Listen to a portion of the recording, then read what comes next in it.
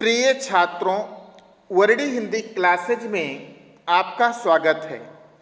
प्रिय छात्रों, गोस्वामी तुलसीदास जी द्वारा विरचित श्री रामचरितमानस के प्रसंग धनुष भंग की व्याख्या हम लोग सीख रहे हैं।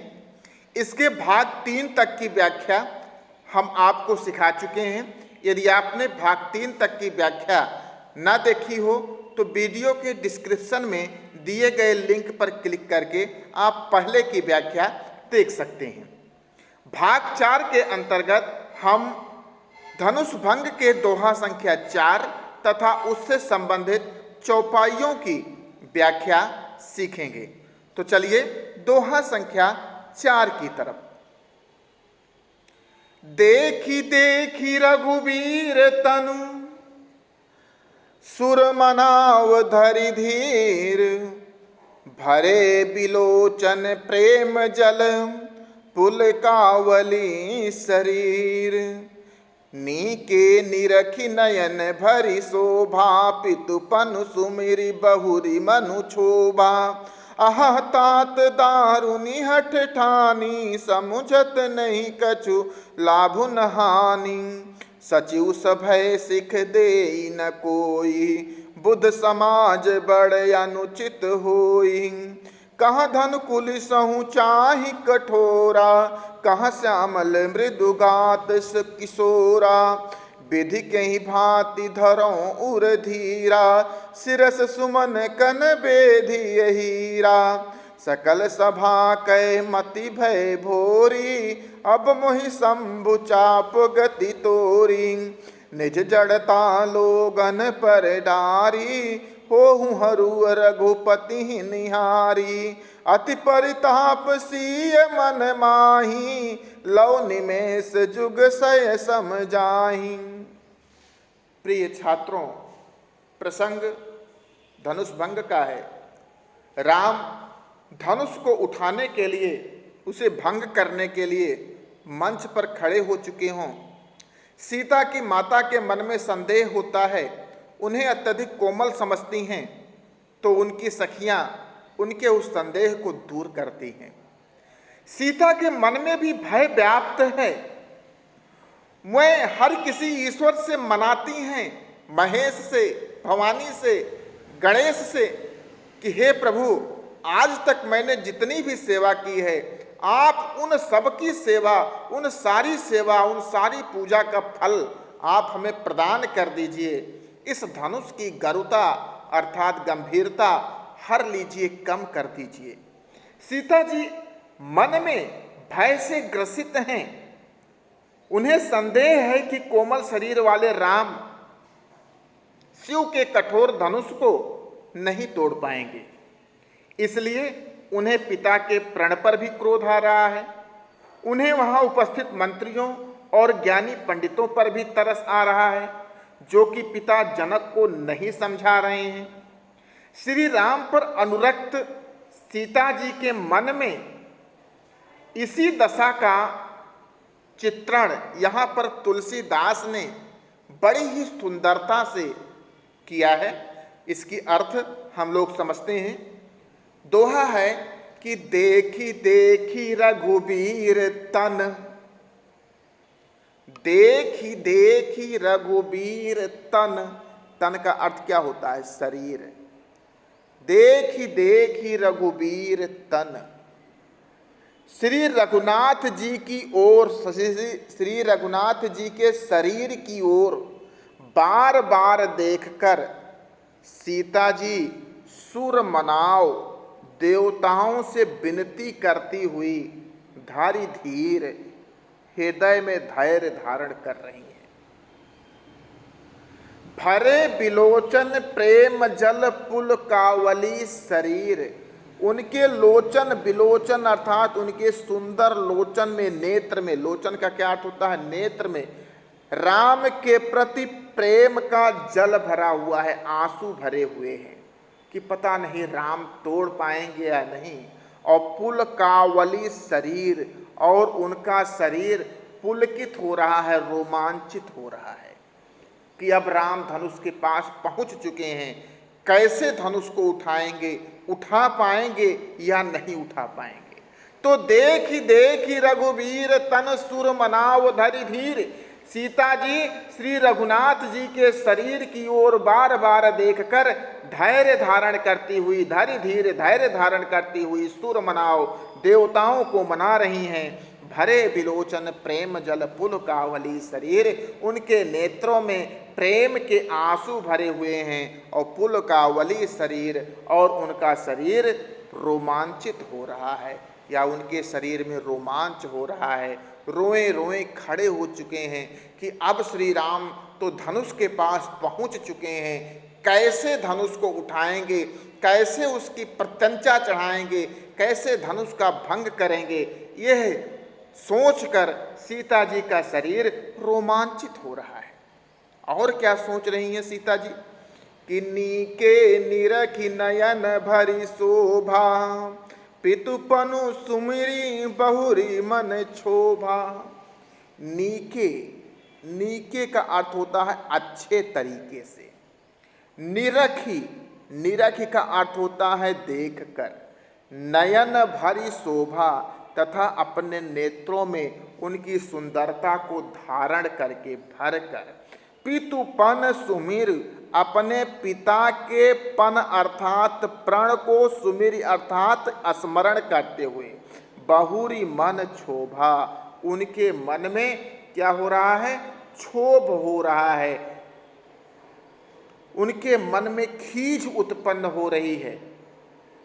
तो नीके निरखी नयन भारी शोभा, सीता जी ने धनुष तोड़ने के लिए खड़े श्री राम जी की शोभा को, सुंदरता को अपने नेत्रों में नीके अच्छे तरीके से भली भांति भर कर अर्थात देख कर, फिर पितुपन सुमिर बहुरी मन क्षोभा, फिर अपने पिता के धनुष के तोड़ने के पन कठोर प्रण को स्मरण करके बहुरी मन क्षोभा, अपने मन में क्षोभ प्रकट कर रही हैं, ग्लानि प्रकट कर रही हैं, खींच प्रकट कर रही हैं।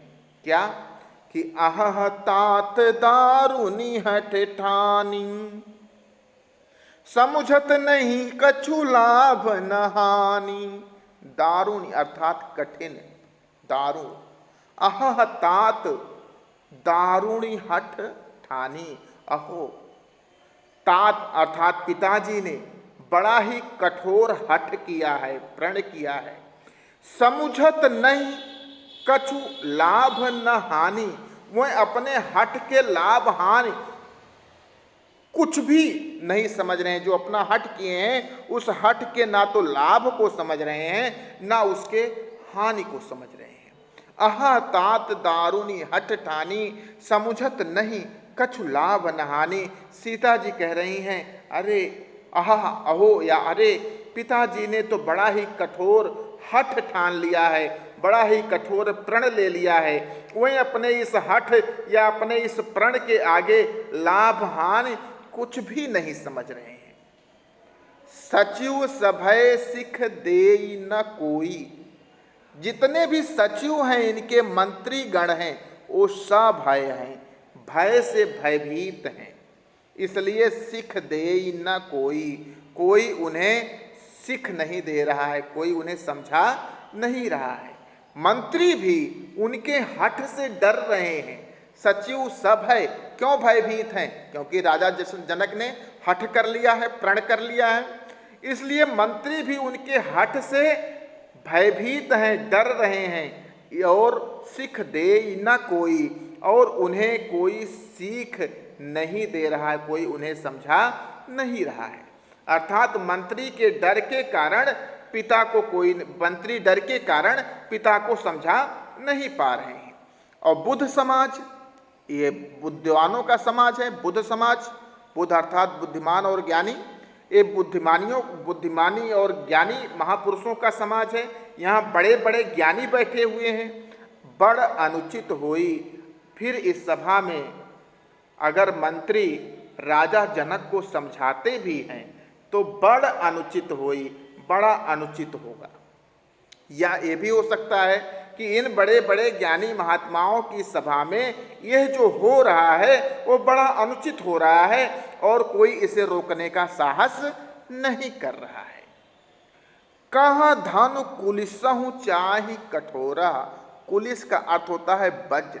कहाँ ये धनुष कुलिसहु चाहि कठोरा, वज्र से भी अधिक कठोर है। कहाँ तो यह वज्र से भी अधिक कठोर यह धनुष है। और कहाँ श्यामल मृदुगात शरीरा, कहाँ श्याम वर्ण और मृदुगात, मृदु का अर्थ है कोमल और गात का अर्थ है शरीर, कहाँ यह श्याम वर्ण और कोमल शरीर के किशोर श्री राम है। कहाँ तो यह धनुष जो कि वज्र से भी अधिक कठोर है और कहाँ ये कोमल शरीर वाले सांवले सलोने किशोर श्री राम जी हैं। विधि कहीं भांति धरो उर धीरा, सीता जी सोचती हैं कि विधि कहीं भांति धरो उर धीरा, इसलिए हे विधाता कहीं भांति किस प्रकार से धरो उर धीरा, मैं अपने हृदय में धैर्य धारण करूं।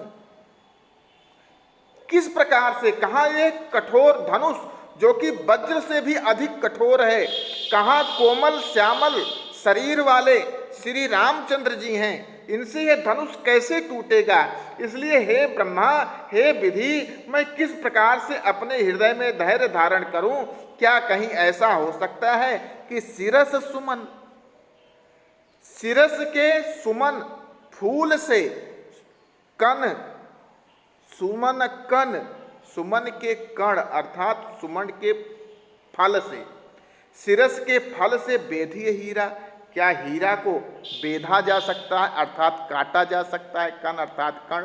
क्या शिरस सुमन कन बेधिए हीरा, क्या शिरस वृक्ष के सुमन के कण से, फूल के कण से क्या हीरे को काटा जा सकता है या छेदा जा सकता है। ऐसा संभव नहीं है, क्योंकि राम का शरीर तो शिरस सुमन कण की भांति है, शिरस के पुष्प के कण की भांति है। वह हीरा अर्थात वज्र के समान कठोर धनुष को कैसे उठा सकता है। जिस प्रकार से शिरस के सुमन का कण हीरा को छेद नहीं सकता, उसी प्रकार से श्री रामचंद्र जी का यह श्यामल कोमल शरीर यह वज्र के समान कठोर धनुष को कैसे उठा पाएगा।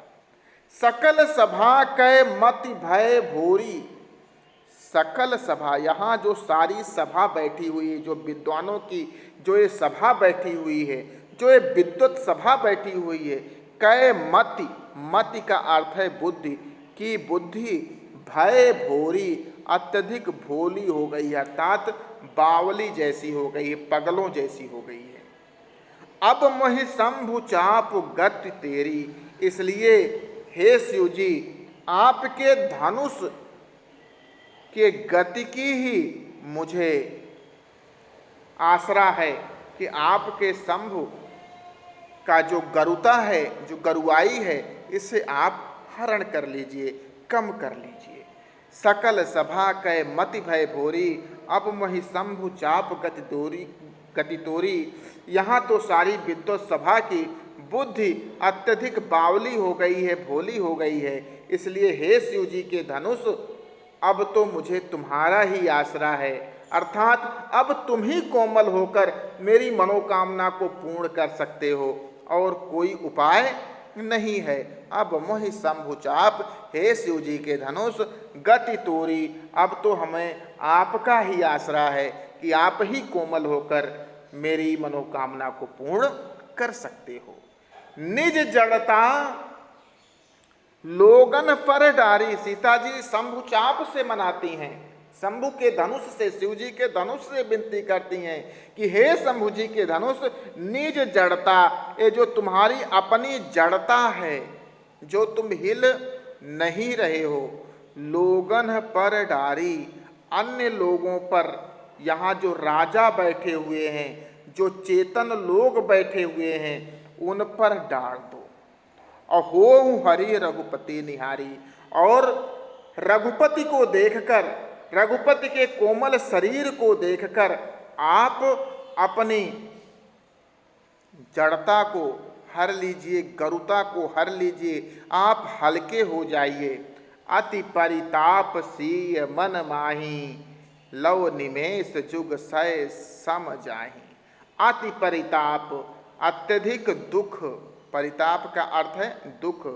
अति परिताप सीय मन माही, सीता जी के मन में बड़ा ही संताप, परिताप या दुख हो रहा है।